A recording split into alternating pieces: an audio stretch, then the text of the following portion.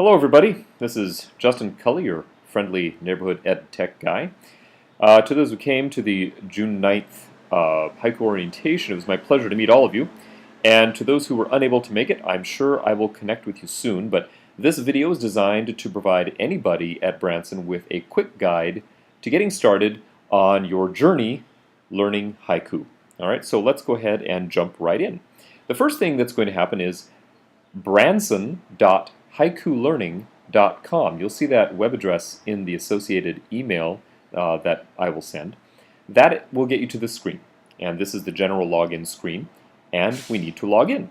So for purposes of today's training, I'm going to assume that you have not logged into Branson. We'll start from the very basics. And if you have not, you are populated in the system, and your login and password are both the same, and that's your last name followed by your first initial, all lowercase. So the person I've created, the fictional character, is Thomas James, and so I'm going to go J-A-M-E-S-T, and the same thing here. Once you sign in, you will immediately be prompted to change your password. This is a good thing. So your current password again, and then your new password must at least be 6 characters. Choose something that's reasonably secure. I'm just picking random 6, but pick something that you can remember that's reasonably secure, etc., etc. Change the password, and now you get a notification that your password has been updated. The default page you end up on has a place where you can upload a profile picture and change some information about your profile. You might want to think about that before you just start randomly populating. But I set the nickname for this particular person in the upload, and Tommy James, or Thomas James, likes to be called TJ, and so it is there under the nickname, and the nickname is also what appears next to the picture on the profile that will show up on his pages. So if you're interested more in nicknames, we can talk more about that. All right. So at the very top of the page, you're going to see several tabs. There's not a whole lot that you need to worry about right now, but the first one on the far right is where you have your portfolio, okay, your profile, and only you can see your profile, of course, and this is your profile. That other page is where you can edit it. Again, you might want to think about putting up a picture or something, but totally up to you. I wouldn't worry about a whole lot of this other stuff right now. You can click around and explore at your leisure. If you have any questions, please do let us know. My settings, again, probably not a place you're going to be spending a lot of time right now since you aren't in any official classes. This is where you set things like the year's schedule and grade books and such, and that'll all come later. Under My Classes, this is a tab that you do want to have some time in. I'm going to skip down. You should have 2 things. You should have Learn Haiku, and this is a haiku class, and you are all students in this haiku class. We've created it and enrolled you all so that you can see what a haiku class looks like. More on that in just a moment. But this bottom one says jump to inactive classes. Now, when I click this for Thomas James, I'm not going to see anything. Why? Because Tommy James does not have any classes. What you will see, you will see these pop-up windows, by the way. Anytime you do something new for the first time, they help walk you through. Read them, they're very helpful. But for right now, under My Classes here, you're not going to, Tommy James doesn't have anything, but for the inactive classes, you should all see the classes that you are going to be teaching in the 2014-2015 school year. This is kind of important. They've already been put into the system, but until you are comfortable with haiku in terms of how to load content and manage its structure and do all of that business, probably a good idea not to click on those classes. Wait until you are at a level of comfort so that you know that nothing you do in those classes, the official classes, is going to be erroneous or have to be undone or create a mess. And so you're wondering, well, gosh, how do I learn haiku if I don't play around in my classes? Well, the answer to that is you're going to create a sandbox class. And right here on this same page, if you go all the way over to the right, you'll see that there's a green plus sign and a place where you can make a new class. Now, we would appreciate it if you not make a zillion new classes. As a matter of fact, making one would probably suffice. But we would like you to make one. And if you click on this, you'll be asked to name the class. What do you want this class to be? I would like everybody's class to be called Sandbox as the first part of the name. After that, so for example, Tommy James TJ, I'll make it Sandbox TJ. The reason we want everyone to name it Sandbox something is so that we can easily, we meaning Brad and I, can easily find this stuff in the system. You're not going to see it, but there will be a lot of Sandbox classes that we would like to be able to distinguish from the official classes, and so this just helps out. So call it Sandbox and something. Sandbox in your name, Sandbox and some numbers, whatever you want. It's not going to matter. You can give it a summary. Again, it does not matter. You can play around with this. Do you want notifications? Do you not want notifications? This just sends you emails when things change. I would check comments. I would check these first three boxes. It gives you all of the possible options that you can play around with in the class. Might as well have them. Then I'm going to click Next. And you'll have one more screen. And don't worry about this no schedule required. We haven't set the yearly schedule for Branson yet. That will be for later as we approach the fall. All you need to do now is click Finish.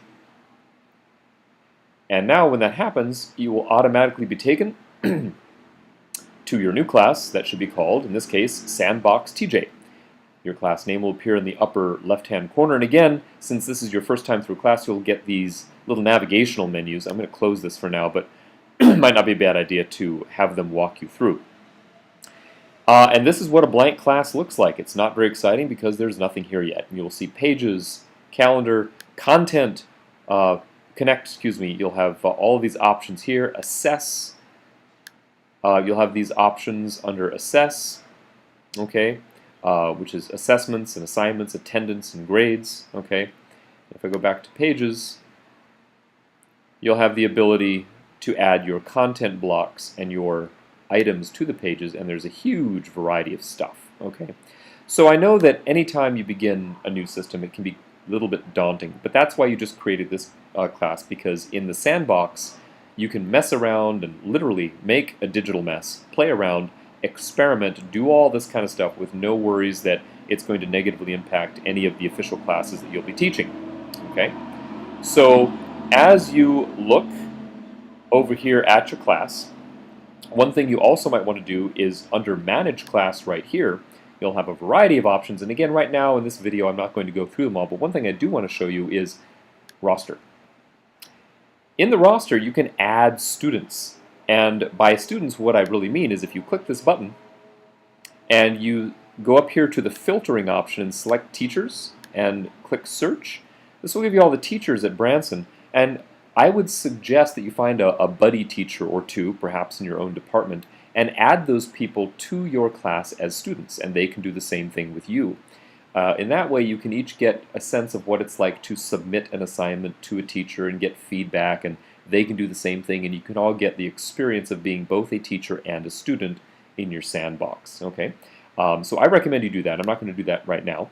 Okay, but now, okay, you have these classes here, and by the way, notice that under the My Classes tabs, these are the classes that you are taking. The class here is the one that you're teaching. You have all the edit options, but the ones up here are the ones you're taking. You still have this inactive tab, and that's all you will see if you are enrolled in somebody else's class and they have not made the class active. So this idea of what is an active class. Under Manage Class, the only other button you might want to immediately do or worry about if you have any of your coworkers enrolled is down here, Make Active. That means that you're going to, in essence, publish the class. You're going to make it an active class in the directory, and that means that anybody you enrolled in the class will see it and they can go to it. Until you make it active, they can't see it. Additionally, as you add pages, until you click these little radio buttons and publish them, they're also not visible to the people in your class. What's the reason for that? The reason for that is while you're creating content in your classes, if it's in an unfinished state, oftentimes you do not wish to have students viewing it until it's ready. So you might have a few pages over here of content and an additional one you're working on. The students will not see the one that's in progress until you publish it. Okay? If you get confused, if you get stuck, again, let us know. We can help you through that. All right, so now you've got the top menu bar, all right, which is your stuff and the classes you're enrolled in. You've got this part here, which is the classes that you own and how you modify them. And again, please remain just in your sandbox class for now. Now you want to say, gosh, how do I know what to do with Haiku? How do I understand how to make a class? Well, if you go to My Classes and you go to this Learn Haiku class, you will see that it is a class that has been created to show you the variety of, we get a nice little welcome message there. You get a variety of content items on 3 pages. It's a 3-page class. And it shows you a good cross-section of the types of content that you can load onto your course site. Images in a slideshow, links, text, you'll see downloading documents. Assignments, here's a nice one. If you click on these assignment links and you hand in a document, I can actually grade it and send it back to you. Okay, you can also do that in your sandbox class with your fellow teachers. Discussion posting, you can make one of these in your sandbox as well, but I just have an example here of what does it look like. Okay, page 2 is more of the same, only a different section of, or a different cross-section of the types of content you can load, including a poll, embedded YouTube videos, an embedded audio file, and a self-made video, as well as a practice test. Okay, so you have all these things. You can just click around and see what a Haiku class might look like and what are the options. And then the last option here, the last page, is called Resource Links. You click on that. This is where you actually can get help building your course. How do you know how to do these things? Well, right here in the middle block, you'll see Haiku videos. If you click this link at the top, it will take you to a page where, and all of these blue items here are video links that are organized by topic. So, for example, if you're interested in gradebooks, how do you set up a gradebook? How, what are the different types of codes you can have in a gradebook? And you can do this for your sandbox class. And I think it would be fun if the teachers enrolled in your sandbox class as students, if you were able to give them grades and they were able to see what it looks like. I think that can be a really helpful thing because grades are kind of a big deal. And just watch a few of the videos. None of the videos are long. And you might just want to take a section at a time. You don't have to learn all of this. Obviously, certain things are more important than others. Making assessments and assignments and gradebooks are probably more important than e-portfolios. But you've got a lot of resources on this page, and I recommend that you poke around. And some of the stuff you certainly can probably figure out on your own, but these videos are very helpful, and they will assist you in getting your class, sandbox class, set up. Okay, so once you have done that and you get started, by all means, the last thing to worry about are questions. And if you run up against any issues that are of a fairly serious nature, functionality issues or policy issues or things surrounding Haiku that you really have no answer for, first thing to do perhaps would be to email myself or Brad. Perhaps we can answer your question. However, if we cannot, or you know that it's a big issue, if you click over here under Haiku Issues, it will take you to a Google Doc, and here's where you can actually log that issue.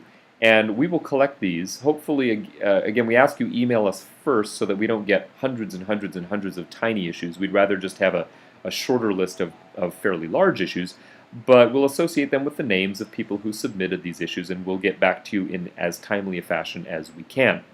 I would advise that you not worry too much about the administrative stuff. We will be following up later on this summer with more information. I believe at the beginning of the summer, and the beginning of your journey into Haiku should just be in that sandbox class, playing around, learning the possibilities, and just essentially having fun. All right? We hope you enjoy your journey through Haiku, and please let us know if there's